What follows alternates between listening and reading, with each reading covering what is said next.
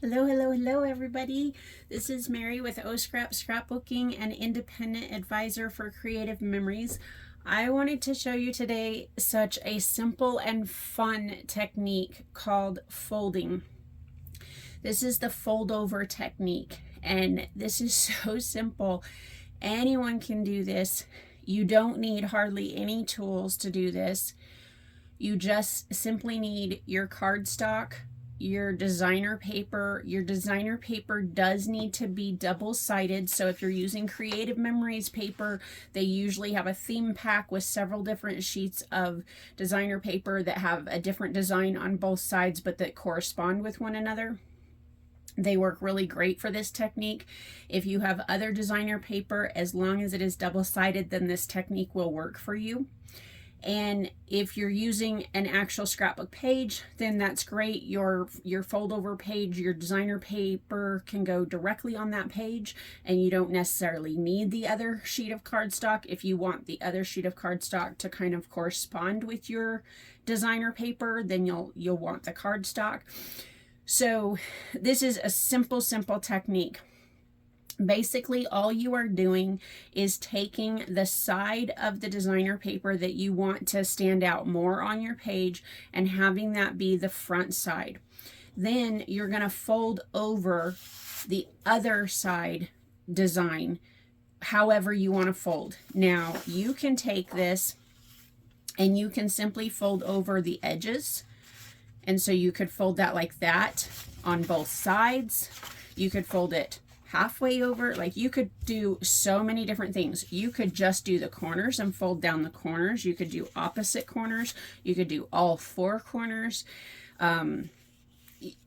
Use your imagination with this because you can do so much. Now, if you do want to use a tool and you didn't want to take a whole sheet of designer paper and fill your page with it, you could take your 12-inch trimmer and just cut some strips or some squares.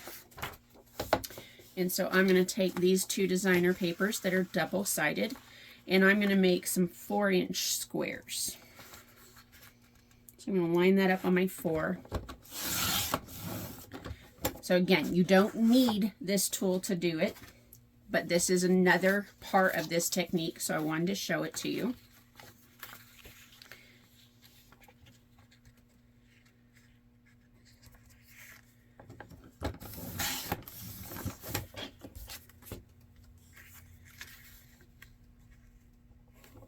And all I am doing is cutting some 4-inch squares, and that should give me, if I'm using 12 by 12, that should give me 3 sets. Okay, but that's all you really need the trimmer for, is if you're using smaller sheets. Okay, and I'll show you that in just a second.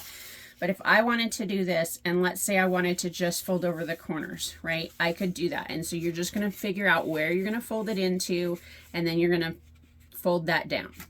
If I wanted to bring in and bring like the top so that I have a title up here, then I could go ahead and do that. And you're just basically bringing it down so that your edges match the side. Okay, and then you're just creasing it. That's it. Now, if you have your 12-inch trimmer and you want to use the scoring blade to make that an easy fold and a very straight fold, you definitely can, but as long as your edges match up, you're good. And then let's say I want to make the bottom fold up as well.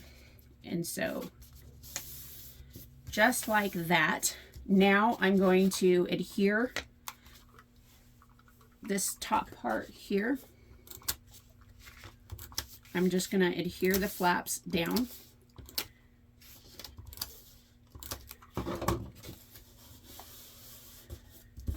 So they don't go anywhere. Now you could also take a border or a sticker, you know, a 12-inch design line sticker, or just a couple stickers here and there, and just kind of lay that out across that to kind of cover up that seam. You can, you don't have to. Apologize about my dogs.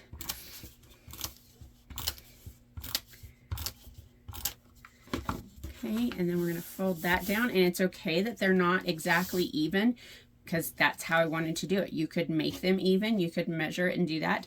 Then I could bring this down here so there's just a little bit here and more space up here. I could scoot it so it's more in the middle. But that's the folded technique, and that is as simple as it is. You're just folding over corners or edges or whatever you're doing, and then you're just adhering this, putting some adhesive there, and then just putting that on your page. Now you could fill this up with stickers, with titling, with journaling, with photos, however you want to work that, with little die cuts of little ducks or punches, whatever you want to do, and you could simply make that page. You don't even have to add any stickers or die cuts or borders because the page looks good just how it is.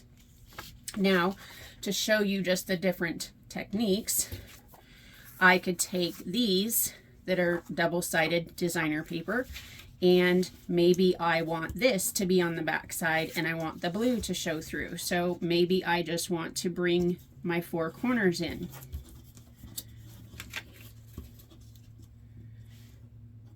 Line that up with the same corner there.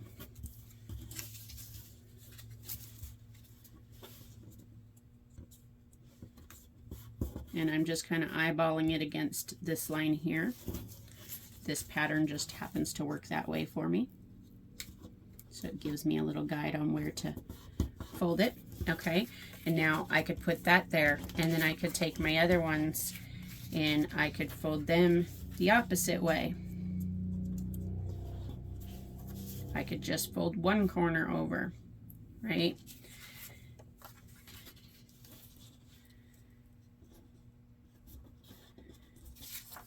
And I could put them like that, and then adhere my corners down and adhere my pieces on, and that page would be complete. And then I could fill in with pictures and journaling. I could fold it over almost completely to the center.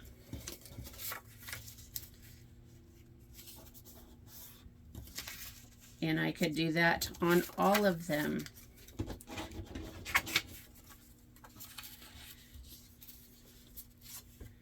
And I want to kind of make sure that it's the same fold over, so I'm just going to lay it right on top of there so that I can match those folds up with every single piece.